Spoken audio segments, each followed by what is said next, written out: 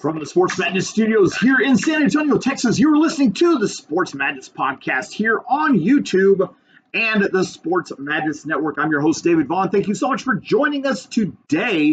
We are going to finish our NFL Wild Card round recap. We're going to take a quick look at the divisional round playoffs as well. We're going to cover a little bit of NBA. We're going to talk about some NHL and a couple of general sports news items as well. But we're just going to go ahead and dive right in. First of all, thank you all so much for joining me today.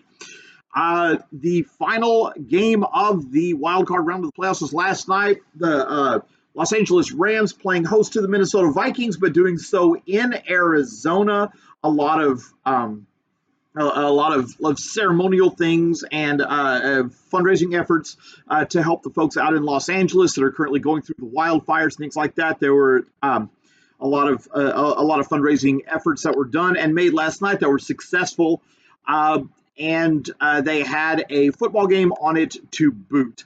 And the Los Angeles Rams absolutely demolished the Minnesota Vikings by a score of 27-9, a game that wasn't even that close. It just wasn't a competitive game. And I'll be the first to admit I really misfired on that one. I was certain that the Rams were not going to win, that they were going to be distracted and they were going to be elsewhere mentally and just not ready to play. But the opposite happened. They came out quite inspired, and it was Minnesota that looked flat and unprepared. The Rams defense was terrific. They got 10 sacks on Sam Darnold. They just shut him down all night long. It just wasn't competitive. It just wasn't a competitive game. Sam Darnold, 25 of 40, 245 yards, 1 touchdown, 1 pick. Compared to Matthew Stafford, 19 of 27, 209 yards, 2 touchdown passes. Jones led the way rushing for the Vikings with 48 yards on 13 carries. Williams had 76 yards on 16 carries for the Rams. TJ Hawkinson, 5 catches, 64 yards, and a touchdown for Minnesota. Tyler Higbee, 5 catches, 58 yards, leading the way for the Rams. Again, a game that just wasn't close. It really wasn't competitive from the start. The Rams had an impressive 7-play, 70-yard scoring drive to kick the game off. Kyren Williams had the 5-yard touchdown reception from Matthew Stafford. The Rams tacked on a field goal later, making it 10-0. And then it was 10-3 after the field goal right at the start of the second quarter. And Minnesota had the ball with a chance to tie it, and they were not able to, and instead turned the ball over, and Jared Verse with a 57-yard fumble recovery for a touchdown, stretching it to 17-3. And at that point, you really kind of started to get the feeling that the game was already the Rams to lose. And then the Rams tacked on another touchdown before halftime. Davis Allen, 13-yard touchdown reception, making it 24-3, and everything else from there was just a formality. It just, the Rams seized control early. They had the momentum, and you definitely got the feel early on in this one that if the Rams were able to seize that momentum, that they were not going to give it up. The crowd was tremendous. The folks in Arizona did a great job stepping up. That's not the first time that they've done that out there in Arizona. Whenever they've had, wildfires in the past, the Cardinals have done a good job of stepping up and making sure that whatever game needed to be played would be played. And so kudos to the Cardinals organization. The Rams, again, congratulations to them. They move on to the next round, and we are now eyeing the divisional round of the playoffs. And we're gonna take a look at that on the AFC side. On Saturday at 3:30 Central Time, you have the Chiefs and the Texans. On Sunday At 5:30, you have the Bills and the Ravens. And then on the NFC side, on Saturday at 7 o'clock, you have the Lions and the Commanders. That game will be in Detroit. And then you have the Eagles and the Rams on Sunday in Philadelphia. That game will be at 2 o'clock. Kind of taking a quick look at those games coming up. The Chiefs-Texans, Vegas isn't expecting that one to be much of a game. The Chiefs are opening up, or the Chiefs are rather an 8-point favorite in that one. That's kind of what you would expect. The Texans are depleted. The Chiefs are healthy and rested. That one doesn't look like it's actually going to be much of a game at all. That one I can see that one getting ugly pretty quickly. I don't know that Kansas City will score 50, but I think they would have the possibility of it. The Texans are just suspect. Their defense played great against the Chargers, but again, they were playing against a team that was highly distracted, and I just don't see Houston necessarily being competitive in that game. I hope I'm wrong. I would love to see a great, close, competitive game, but I think Kansas City wins that one in a rout. Buffalo versus Baltimore. Remember, these two teams played earlier in the year, and Baltimore won handily. It would not surprise me. Baltimore is a 1-point favorite on the road in this one. I think the weather's going to come into play in this one a little bit. If the weather's bad, I think Buffalo gains the benefit of a touchdown. In that case, this is for me is the game of the weekend. I think it's going to be a fantastic game. I don't see it being a rout either way, but I think Buffalo gets it done. I do think Buffalo gets it done against the Ravens, but it's going to be. I feel like it's going to be kind of an all-time classic game. On the NFC side, the Lions are opening up a 10-point favorite against Washington. I don't see that. I think Detroit wins, but I don't think they blow them out. Washington's a good team, and if the Lions are suspect anywhere, it's in the secondary, and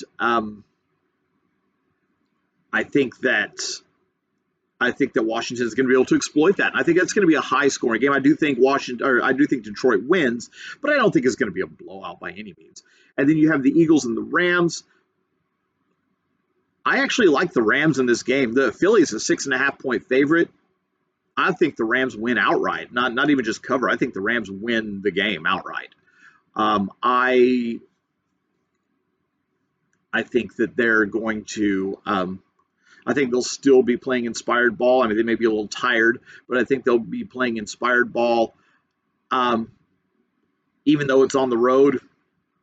I actually like the Rams to pull the upset over the Eagles in that one. So that's the wild card recap and the look at the divisional round of the playoffs. Taking a look at the NBA, our first time really kind of digging into the NBA. You're looking kind of at the standings. First of all, we'll go into the Eastern Conference. You've got the Cleveland Cavaliers that are threatening to run away and hide with the entire thing. They're the top seed in the East right now. A record of 33-5 on the season. Just absolutely barnstorming the league. They're 20-2 at home and 13-3 on the road. I mean, they're just, they're winning everywhere that they go. They're blowing teams out, and like they're not leaving many questions at all. They're 9-1 in their last 10 games. They just had a 9-game losing streak snapped. Actually, I think it was like a 13 or 14 game winning streak that they had snapped. So yeah, no, Cleveland's just threatening to run away and hide this year. Boston's actually the 2 seed right now, 28-11. You've got the Knicks that are 26-15. Then you've got Orlando in the 4 seed at 23-18. Indiana 22-18.5 game back. Milwaukee the 6 at 20-17. And then you have Miami, Detroit, Atlanta, and Chicago all kind of in that play-in realm right there. And then you've actually, after the Bulls at 10, you've got a little bit of separation. You've got a couple games back are the 76ers, and 3 games back from them are the Brooklyn Nets, before you get kind of the bottom feeders of Toronto, Charlotte, and Washington. The East is shaping up to be pretty straightforward. So we're approaching the halfway point of the season, and we have a pretty clear picture of what's going to happen over there. In the Western Conference, you have the Oklahoma City Thunder that are leading the way at 32-6, and they're also kind of running away and hiding. They're 6 games ahead of the second seed Houston Rockets, who are 26-12. And then you've got Memphis at 25-15, Denver at 23-15, the Mavericks at 22-17, and the Clippers at 21-17. And then the 7 through 10 seed, you've got the Lakers, Timberwolves, Kings, and Phoenix Suns. Now, unlike the Eastern Conference, the West, the picture doesn't really get any clearer once you get past that 10 seeds. You've got that 7 through 10 play-in seed. Also at 19-9, because you got Phoenix at 19-19. Also at 19-19 are the San Antonio Spurs, and then a half game back from them are the Golden State Warriors. And then you have kind of that separation where you have Portland, who are 5.5 in back of Golden State, and then you've got the Jazz and the New Orleans Pelicans rounding things off in the Eastern Conference.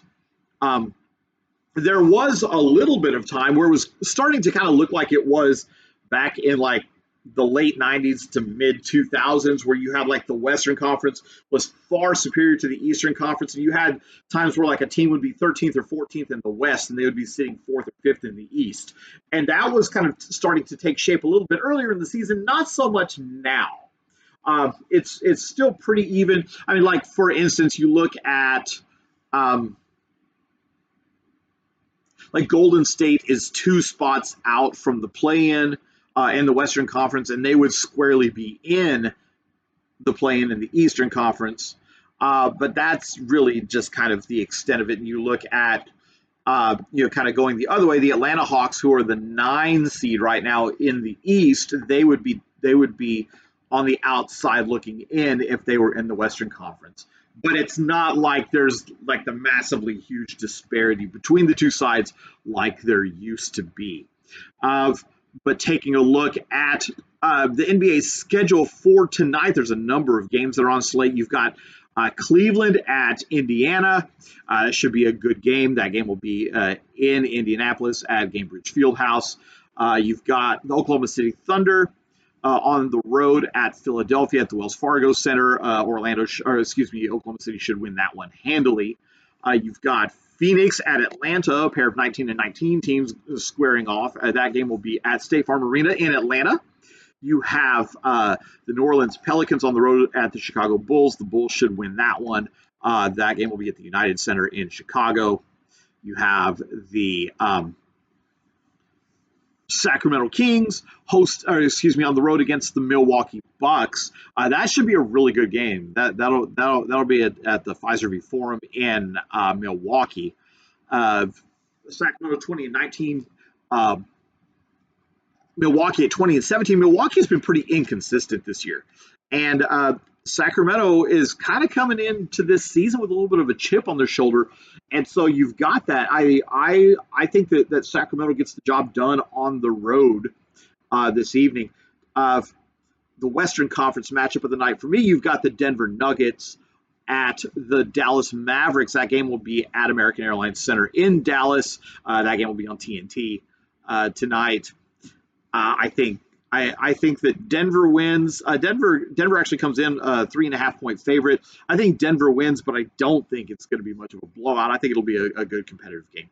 And then you have the nightcap. You've got the Brooklyn Nets on the road at the Portland Trailblazers. Nets 13-26, Trailblazers 13-25. Portland coming in 5.5-point favorite. I do expect them to pull out the win tonight. So that's a look at the NBA scoreboard for this evening. We're going to take a quick look now at the NHL before we hit a couple of news items. Taking a look at the standings in the NHL. First of all, we're going to look at the Eastern Conference. You have the Washington Capitals at 61 points on the year, 28-10-5. And then you have the Toronto Maple Leafs and New Jersey Devils, each 5 points back then with 56 points. Then Carolina Hurricanes at 55, Florida Panthers at 53.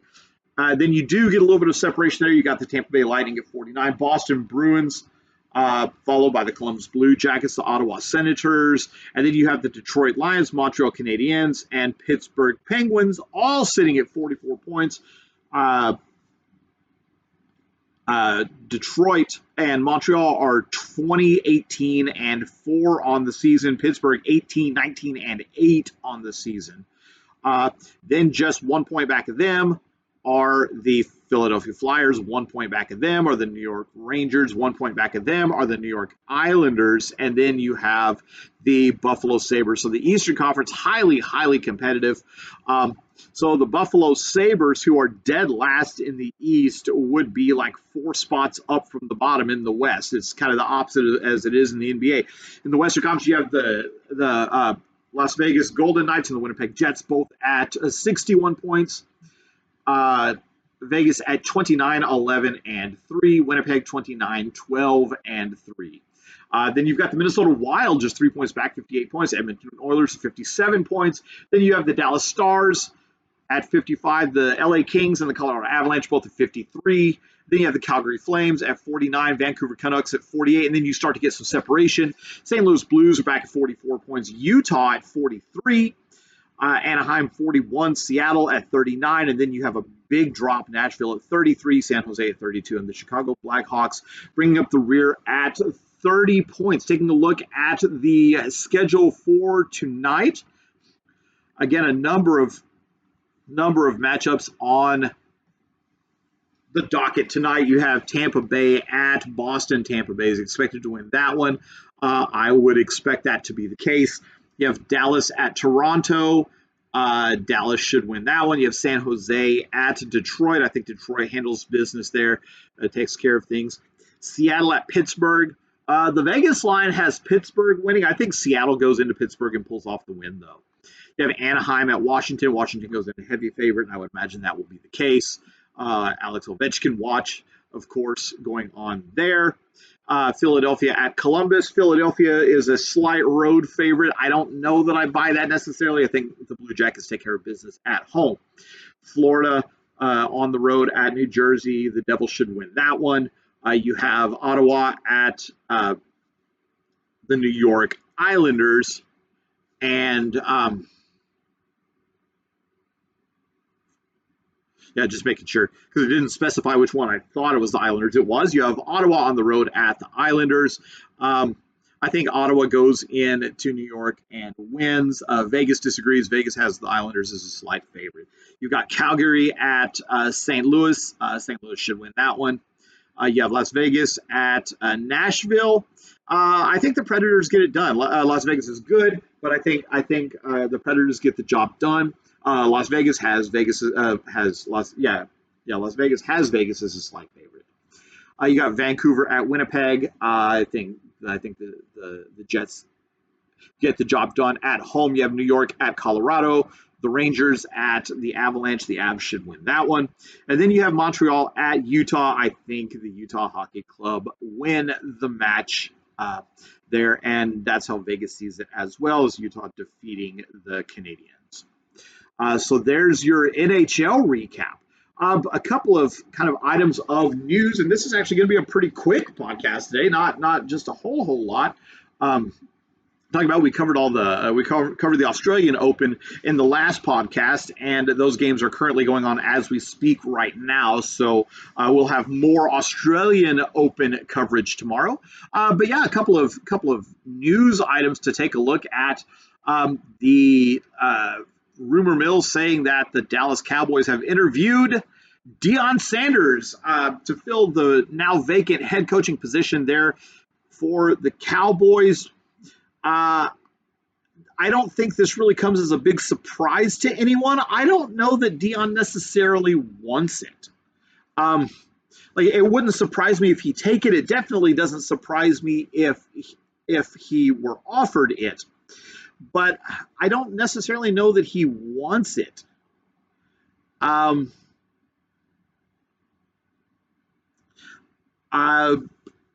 think he'll listen to what they have to say. He knows Jerry Jones. Jerry Jones knows him. And it wouldn't surprise me. I wouldn't just be like, oh my gosh, wow, if he took the job. I don't think he will. I think he likes where he is in Colorado. And he was able to execute a pretty big turnaround with the Colorado Buffaloes, but he hasn't really proven that he can win. And I think before he takes an NFL job, he's going to want to prove that he can win as a coach. And so I think he needs another year at Colorado. The problem is the Dallas Cowboys aren't going to be looking for a one-year coach. And so then it kind of begs the question, well, if Deion Sanders doesn't take the job, who gets it? And, we talked yesterday about there are a line of people that I think would be in consideration for the position.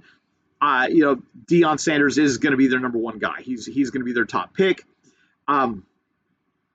But I just, like I said, I just don't know if he necessarily wants the job.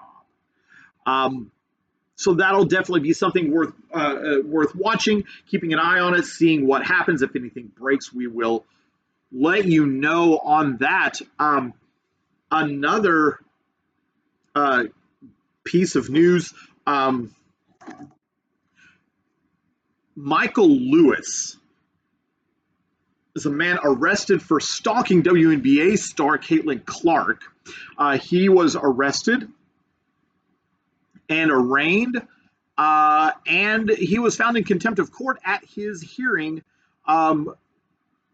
for not shutting up in the courtroom.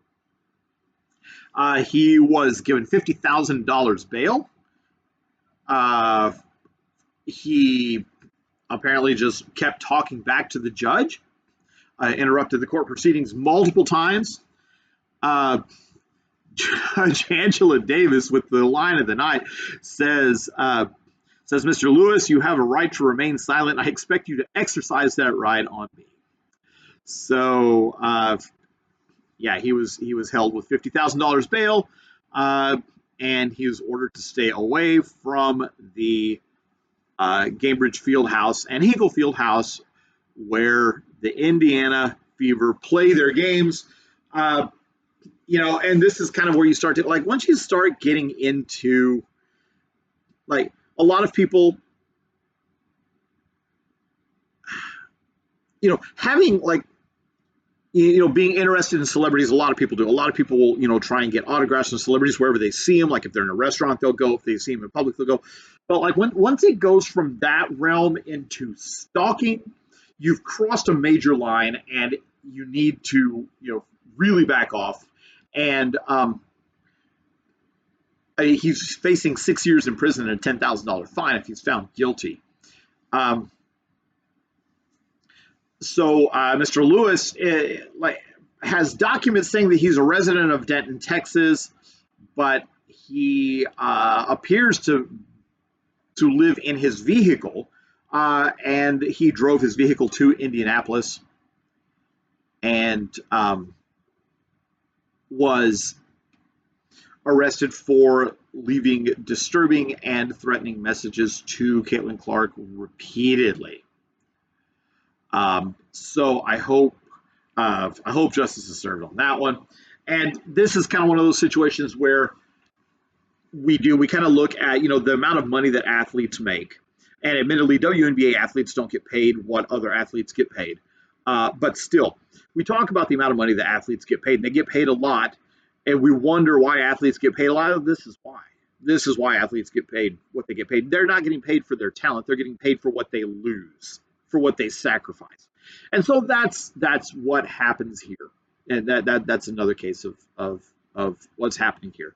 And I have no patience for stalkers, and I have no patience for things of that ilk. But this brings us to the end of our podcast today. Thank you so much for joining us here in the Madhouse. Once again, I'm your host, David Vaughn. We do want to ask everyone to please, like this channel, subscribe to it. If you like the video, if you like the content, please do. We're going to have a website that's going to be coming up shortly that we'll be able to have this content plus other content as well. We'll have articles for you and things just for your general sports knowledge and entertainment. But until next time, this is David Vaughn reminding you that there are good ships, wood ships, and ships that sail the seas, but the best ships are friendships, and may they always be. Until next time, take care, and God bless. Yes!